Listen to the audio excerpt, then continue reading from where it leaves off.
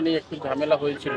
আমরা দেখেছি স্ক্রিনে যে আপনি ওখানে অনেক কথা বলছেন যে এই জায়গাটা কি কারো কিনা, আসলে এই বিষয়ে একটু জানতে চাচ্ছি কি না, হয়েছিল ওইখানে হচ্ছে আমার টেবিল রাখা হয়েছিল, পরে আমার টেবিল সরাই দেওয়া হয়েছে। আচ্ছা পরে আমি আসছি, আসার পরে আমাকে বলতেছিল এখানে বসা যাবে না, আপনার লোকজন বেশি হয়, ইউটিউবার ভাইরা বেশি হয়, আপনার ভিড় হয়, আপনি একটু সাইডে গিয়ে বসেন।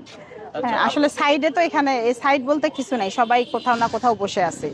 হ্যাঁ, তো ওই ফাঁকে ফুঁকেই তো বসতে হবে, এখানে তো আর আলাদাভাবে জায়গা পাবো না। পার্মানেন্ট তো কোনো জায়গা নাই। হ্যাঁ, দেখলাম আপনারা দুইজন অনেক কথা পরে বলছেন। অনেকজন অনেক কথাই বলছে, পরে অবশ্য আবার এক ভাইয়া এসে উনি আবার বসার ব্যবস্থা করে দিচ্ছে যে আপনার জায়গা যেখানে আপনি সেখানেই যান, আর উনি এখানে বসুক।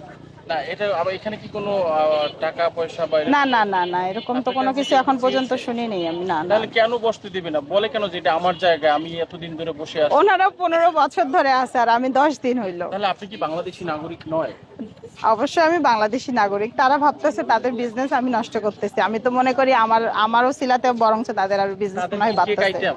না, তাদের অন্য আইটেম। অন্য তো হ্যাঁ, কেক আপনার তো সাথে কেক, কেউ যদি কেক খেয়ে মনে হয় যে না মুখটা মিষ্টি হয়ে গেছে একটু ঝাল খাই, তো অবশ্যই ওখানেই যাবে।